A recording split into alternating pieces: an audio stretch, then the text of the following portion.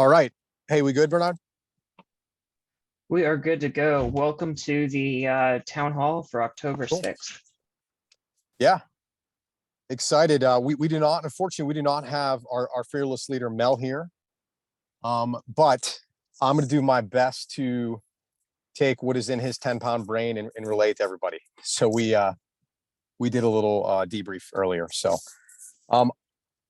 lay out the quick agenda here. I guess anybody in the core team, if I miss anything going down the points, please jump in. And if there's any questions from the audience, you can jump in and ask, or just wait to the end. It really doesn't matter. This is just an open forum.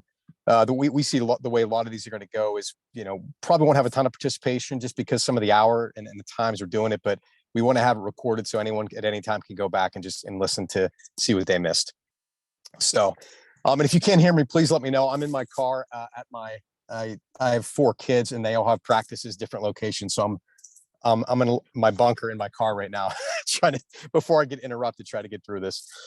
So the way, there's really 5 points, really 5 updates we want to go through. First is update on REAT and the launch in Q4. Next will be how the mining is going to work. And this is pretty exciting. The mining is actually going to be working through voting, and that will determine where we purchase multifamily. So really cool idea and excited to get into that. Next, we'll get into some T-Home updates, where we're headed, some exciting things there. Chainlink partnership. And then lastly, just the long-term goals of Theo and where we envision everything going. So that's just a basic outline, and we'll stick to that. All right, so first off, REAT launch. For a lot of you already know, the smart contract audit, that was completed weeks ago. Everything looks good. The reason we have not launched the REAT protocol yet is because we're still in the development process for the mining protocol. We have one of the best developers in Stacks. Zeus is working on that. And I don't know if anybody's familiar with how the city coins work, the Theopetra guild. Ultimately, how this is going to work, we're going to have a beautiful landing page. I can't remember who. There's a lot of hands that were working on that. Maybe the team, you guys can remind me who built it, but it's I believe that was Mash. I believe Mash set up our landing page here. Yep. For the REAT, it's insane. It is so awesome. I can't wait for you guys to see it. But ultimately, you're gonna be able to go to that was Maria. Shout out Maria. Yeah, when can we launch that? It's not ready yet, correct? Like when can the public view it? Anybody? If not, we can get back to you on that. But anyways, I'm trying to think. I'll see if I can track that down right now. Yeah, it's all good. So ultimately, what's going to happen? You're going to be able to go to the landing page, connect your wallet. The mining protocol will be integrated, and you'll be able to join different mining pools to mine REAT, and very similar to how the Theopetra guild was set up. So we really want to make it very easy and seamless. And you can do the mining there. After the mining's done, rewards will be distributed back to your wallet. You can even use that same landing page to stack to earn stacks. So that is in development right now. We hope to have that done definitely by the end of Q4. I think maybe even by the end of November. So again, once that's done and completed and audited, everything looks good, we will launch REAT. And again, really excited because that'll get us one step closer to actually buying our first multifamily. We have a tentative partnership with KC VDAO. They're a Korean DAO on Stacks. They do a bunch of stuff, but they, verbally committed to running a mining pool continuously. So that's great. If anybody in the community knows any other DAOs or just, brainstorm, think of any centers of influence who we could get to also join in. Let us know. The more the merrier. So that's basically all we have on REAT. Anything I missed there, guys? Anything to add? No, I don't believe I think we covered it. Cool. I believe we mentioned Theopetra in the past, but I don't think we're working with them in any official capacity anymore. No. Yeah, no. Yeah, we're doing everything internal at this point. Just going out in the future, there'll be some benefits just in terms of operational security there, but also just in terms of keeping everything in house. We'll be able to not just on we're getting the contracts and everything audited as well, but that way we actually have firsthand access to all hardware and to Zeus, who's been working directly on that. If need be, it just gives us kind of a more direct route to to work on it at any point if need be here, opposed to having to go through a third party and fees associated with that and everything else. Yeah, streamlined fees. We're not paying anything out, and then again, just having everything in house makes so much sense. We don't want there to be any chance that anybody could ever rug us, or I think everything needs to happen in house. So I'm glad that decision was made. Yeah, it just takes us a little bit longer. I don't know if you guys are familiar, but if you saw, there was some internal issues and some things going on with Speed of Mining Guild. So that's why Yeah. we're delayed, but ends up turning around as, thank you for your patience in these autistic times. Absolutely. Well, so yeah, that's what's going on with REAT. Number two, so this is really cool. So the way that the mining pools are going to be set up, it's going to be a competition. So let's, when we launch, we're going to look at a couple cities that we believe are strong places to find a great multifamily deal, but also have a big need. So just for example, let's say right now for launch, we look at Texas and Florida, right? We're going to have two separate mining pools that you can choose from. So again, you have a bunch of miners depending on where they would like to see a multifamily be purchased under the REAT nonprofit. They can choose to mine into that protocol. So whether that's 2 weeks or a month, you have different miners picking between the two pools. At the end of that 2 week or 1 month, however we determine, we'll look at what has more revenue or more stacks. So let's say one has 100,000 stacks, the other has 50,000, right? Whoever has 100,000, let's say that's Florida, that's the winning pool. It's a winner take all. So all of those assets will be aggregated and we will purchase a multifamily in the state of Florida. So again, you get to essentially vote with your stacks for mining where we want that multifamily to be purchased under REAT. So I'm a great idea by Mel, but that's actually being designed into the protocol. And so I think it's pretty incredible. But yeah, and that'll change, right? So after we purchase a property, we'll, figure out where an idea of where the next one will be, maybe pick 2 or 3 cities and have the same thing. So that's and again, nothing really changes. Again, we're just giving people a voice between the two, and then whatever gets mined, all that stacks gets sent completely to the REAT protocol, and then that'll be used to purchase. And mining or property revenues go back on chain to mine. That gets distributed to stackers. Most of you I think know how it works, but that's the update on how the mining is going to be. Nothing, it's not finalized, but that is the general idea, but that is being programmed into the mining pool. So I don't know if there's any other comments from the team on that. Yeah, I mean, just in a nutshell, essentially miners are voting where we're going to buy property, which I think is super cool. Yeah. And, maybe what city coins might have missed out on, instead of issuing coins for every cities, we'll just have one Bitcoin and all the mining will go to that one. That's pretty much a difference. Exactly. And then instead of having separate tokenomics and separate pitches to separate governments and separate cities, we're trying to pitch you Miami coin and now New York coin and now Chicago coin, et cetera, et cetera. We can basically take all of that same functionality and just stick it under a single coin.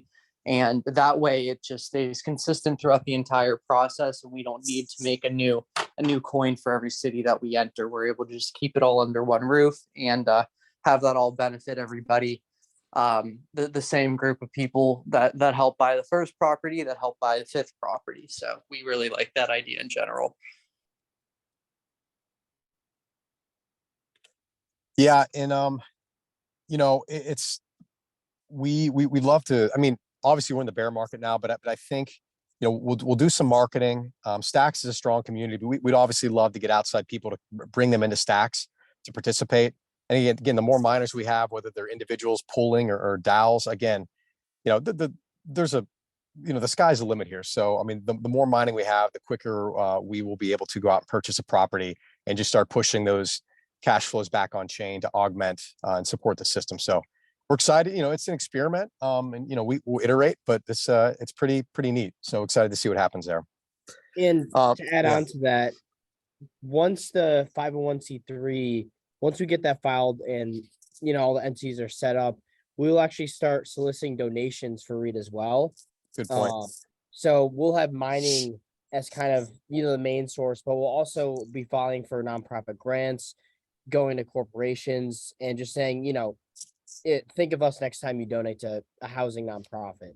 So that way, all that donations are going towards buying buildings as well, without, requiring more from the community. There's really three avenues of revenue that can go to the REAT nonprofit. One is through Theo token buying, right? That ultimately makes its way over. Mining on stacks is number two, and as Kyle mentioned, number three, just soliciting donations. People that don't even have to know anything about Web3 or crypto. It's like, hey, we have a nonprofit that seeks to stabilize rents. We can go out and raise money anywhere for that once it's a 501c3. So those are really three avenues of revenue that could potentially come in to support it. Yeah, thanks for bringing that up. Yeah, and for us, for the nonprofit side of things, I was just in an email chain this morning. Our bylaws are being reviewed by legal counsel, and we're in the middle. And then Naga is in the middle of processing the application right now. So he's drafting it, and then it's processed, and then we go from there on that. And then if you have never looked at the grants under HUD, highly recommend looking. You can see all sorts of pretty intense grants out there that the government puts out just with the amount of money. So that's a great resource for us that we are paying attention to. And that's kind of Bowtie Shrike's domain. He's great at that. He's got a background in that because of academia. So he is leading the charge on that and has found some pretty spicy ones for us. Yeah, he's a stud in that area. Definitely need the help there. All right, so I'm gonna skip the bullet point number 3, and I'll get back to that because I think going into Chainlink is more apropos for based on the first two things we talked about. So we actually struck up a partnership with Chainlink a few weeks ago, and what that's going to entail, basically, from the beginning, we wanted to have as much as we can automated and not manual. Again, just for legal reasons, to protect us, we want everything trustless and automated. So Chainlink, they have a product called Chainlink Keepers. It's smart contract automation. So they're going to be working with our devs to build out the automation for the ETH rebates that come from stacks over to the top 4,000 wallets, right? So they're going to be working with us to build that out. So it's just completely automated. We don't have to worry about it. It just knows who the top wallets are, and then just trustlessly every quarter gets sent out to them. So that's the first thing with Chainlink. Second, this could be way far down the road, but they were just talking about, high level, you guys can run nodes and have oracles. And, if you guys do build a property network, there's a way to send a lot of that data on chain, and there's ways to monetize that. That's nothing in the near future that's way far out, but that's something that was cool. And then really the last one, and this is more relevant that I'm excited about, is that they also committed to helping us build a co-marketing strategy, right? And so that will most likely be around, we acquire a building, we have revenue coming back on, they've helped us implement the smart contract automation. All of that could be coupled with a big marketing blitz that they will support, help us get the word out, press release, get the exposure out to their community. So they have pledged that to us, and so we're pretty excited because Chainlink's massive. So we see that as a huge win. Anybody else? Anything else to add in there? Yeah, it seemed, even just based on our conversation so far, they're very excited about the concept of, even if it isn't at first a straight up real estate yield they're putting on chain, just basically derivatives of that or things funded by that. Yep. Just the whole concept of adding just real estate data on chain has them very excited. And I believe at this point, I need to double check, but I believe their market cap is bigger than even Stacks as a whole at this point. So having them on board to just help us get the word out is going to be massive. Especially with Theo itself being on the Ethereum network, they're definitely one of the biggest Ethereum tokens, and have kind of proved the extent that an ERC20 token can go. So I'm definitely, it's definitely really exciting to have them just pushing it out to the existing Link Marines and everything else in that ballpark. And I would add on too that, we'll have the keepers integrated. We'll have a lot of stuff with them in the smart contracts, but just the real estate in general, there's a lot of opportunity with T-Homes to work with Chainlink. And I think, this is just a start of what, will be, I think, a fruitful partnership. Like we'll have a lot of lease transfers. We'll have essentially title representations that can be made, and Chainlink is probably the most capital efficient way to do it as well. So looking forward to that as well in the future. Yeah. Hey, if you guys, I think I could get some background noise. If you're not on mute, can you guys please mute? Thank you.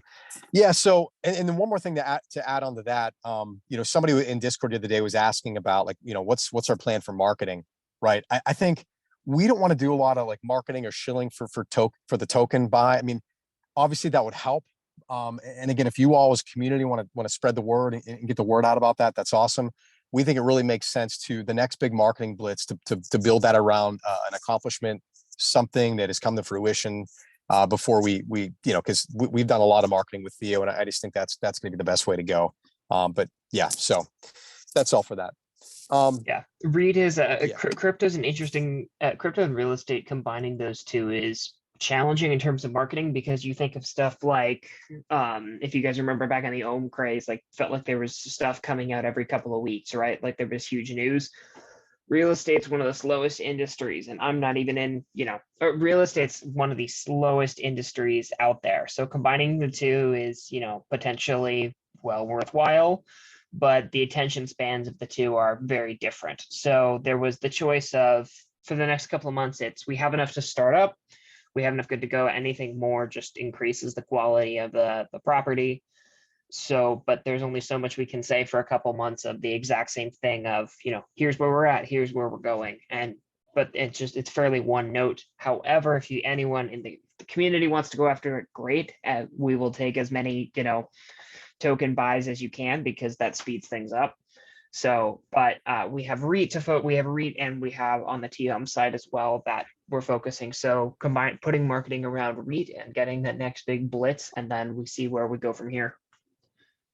Heck yeah. All right, so moving on to the next, got two more big bullet points to hit. The next one is just really an update on T-Homes and the headway we're making there. Mel, I think he put out a message either on Twitter or in Discord, but he actually spoke with his broker supervisor. I mean, everything we do real estate related has to go through a brokerage. So he spoke to them, and they seem really bullish. And one thing that they actually thought is that they recommended is that we list T-Homes as condos, right? We were trying to think, do we list it as like a co-op or some other funky type of lease? But they're like, no, just, we can list these as condos. So I think that's really going to help us get the message out. I mean, thousands, hundreds of thousands, maybe more of eyes are on MLS. So that's going to at least, give us a fighting chance to kind of spread the word by just having it listed. So that was huge news. Other accomplishments there on the T-Home side. Mash is a freaking marketing ninja. Just the amount of stuff he's putting out is unbelievable, and we owe him big time. The landing page for T-Homes is incredible. I don't think it's live yet. I know we can see it with like a password, but I think it should be. I'm not sure if Mash is on, but I think it should be live at some point. But basically, it's a landing page where agents, residents, property managers can go, and there's different tabs they can look at, and it really explains why you would use T-Homes and the benefits of it. But it's really professional and just awesome. So that was a big win, just getting that built. So that's about to be released, and then there's the presentation's almost done for property managers, and so we believe here, and after this, guys, jump in if you have anything to add, but we kind of have three clients on the T-Home side. We have residents we're trying to get to convert to T-Homes. We have the actual property owners, we call them landlords, and then we have the property management companies. Before we can do anything, we need to get the building owners to sign a contract that allows us to market their vacant units as a T-Home model, right? So we're obviously going to be talking to them, talking to agents, so agents can talk to the clients. But really, we feel like the easiest way, like that center of influence that can give us the most leverage, are property management companies, because they deal with landlords, and they also deal belly to belly almost every day with the tenants, right? So we've come up with a way to really incentivize them to utilize us, the T-Homes model. It's basically, won't go through the numbers now, but we can release that soon. It'll essentially double the revenue that they make as a property management company. And also, if they give us a referral that closes a tenant that wants to go ahead and sign up with the T-Home model, they're going to get the commission for that as well. So it's a very lucrative way for property managers to increase their revenue. It also benefits them. It benefits the property or the landlords. So that's really our center of that's our main effort is property managers. So that's why our website's tailored to them. We have a presentation tailored to them. And the last thing to add on that, once they start using the product and they like it, they're seeing the revenue that's increasing. How we're going to make money is essentially they would have to sign up for a really just a T-Homes licensing deal that would pay us $1,000 a month, right? So we'd make for each property management company, we'd make $12,000 a year, and believe me, they will make that up probably in the first 3 or 4 T-Homes. So if you think about that, you lock down 10 property management companies right there. That's $10,000 a month in recurring revenue. So again, really excited about that. The product's looking awesome. So yeah, that's a big update. And guys, anything else that I didn't bring up? Yeah, I Yeah. guess it's just and after you, Kyle. I would just say if you're a Theo holder, you're like, okay, why does this matter to me? Yep. I would say for 2 things is by running the model of property managers, we're essentially validating the Theo and REAT thesis, because if you think of the ecosystem, T Homes is just basically the private, more institutional version of Theo. So T Homes is running the model and validating the risk that a new model brings. So we're bringing it to market. Number 2 would just be, every new resident we bring in is a new Theon in the ecosystem. And I think that's a great way to grow the number of Theons. And, once we start ramping up the velocity of which we're onboarding people, I think it could be pretty interesting. Exactly. I feel like the thing is too, the more revenue that's added into the system, ultimately that'll benefit the flywheel in one way or another at all different stages of the system here. So basically more revenue for one side of the program is indirectly more revenue for another, and just flies the flywheel faster, allows us to get more properties, nicer properties, and more cities, and kind of expand faster from there. I think it's worth noting as well, you guys might have seen it, there's been some marketing material that's come out with actual direct dollar comparisons. That's because we finished most of the actual property modeling on our end here and started submitting that to property managers. So in addition to us actually just giving them a pitch, we're able to start showing numbers. And in all my time modeling here, they are very significant kind of summary metrics. It gives you things like IRR and all kinds of different metrics you can go with there. But it just in general, we're able to start showing some very optimistic numbers to people just to kind of further back up this thesis. And exactly like what Spartan says, it would be very easy for these property managers to recoup their costs and then some using the model. So it does benefit the landlords and the property managers at this point as much as the residents that we're trying to help here. Yeah, and hats off to you, Michael. Michael's another 10-pound brain that did all of our modeling. So yeah, that wouldn't have been possible without him. So thank you, man. Yeah, and as Kyle was talking about, yeah, T Homes really it's a private company that they are separate, but again, that allows us to build this test case out, to scale that model. The more properties we have, the more utility of Theo token holders, whether that's getting access to a T Home or if we're able to develop short-term rentals in some of these buildings. But really, T Homes will be implemented on REAT as well. We never wanted for REAT to have just stabilized rents forever. It should almost be like a continuum. You get into a REAT property, your rents are stabilized, and then over time you have the option to upgrade to a T Home where now you're starting to build ownership, right? Building savings. So that the T Homes model can be implemented under the REAT ecosystem too. So it's all of this is helping. And of course, like we sometimes will run into a wall, but then we iterate, right? And so things will change over time, but yeah, definitely a lot of progress. Yep. Mel and I were talking yesterday. I mean, the best way to think of REAT is just it's a T Home without the down payment, and you're giving home ownership to these people who 99% chance wouldn't otherwise have it, which is super cool to me. And then the last thing I think, because I got a few questions about this over Twitter about the board members, little bit slow rolling that because there's not a ton for you guys to do at the moment. Shrike has put together the voting items for kind of the board members, and that'll include a kind of a bigger structure with like almost committees. So committees and some other stuff there. We're kind of slow rolling it for a couple of reasons. One, because there's not much to do quite yet. There won't be anything until early next year. And then I don't know if you guys have been paying attention to kind of what's been going on in the legal space. I know DeFi Ed has had a couple articles about this. There's been a couple of lawsuits at this point for crypto protocols for anyone who's voted with tokens, and we want to be careful with that because we don't want to expose you guys to, you know, a general partnership structure accidentally, or just because the courts don't have a way to manage governance tokens. So there's that, and we want to make sure that everything's, you know, clear to go, and it makes sense to, you know, we can have you guys in there and there won't be any issues, and we won't put any undue risk on anyone who's a board member here, because that's important to us too. Hey, yeah, that's a great point. Hey, Bernard, I just got a text from Kyle. The meeting is going to rug us in 5 minutes. Yep, I know. This one. Yeah, so I did, but before I just want to make sure I get out one more thing, and then if there's any questions, what do you guys think? Just throw it in Discord and we can get back. Yeah, whatever we can take here, we'll take here, and cool. then in addition, we'll stick around a while after. Let me get to the last the last thing was really Theo's long-term goals. Okay, so like in the end, the way we see Theo, we want to have it completely decentralized, fully automated, where we're not really involved much at all. There's no single point of failure legally to that protects us. So we're always going to be iterating to get to that point. That's why Chainlink is integrated. Once there's like a bridge we trust, that'll be implemented as well.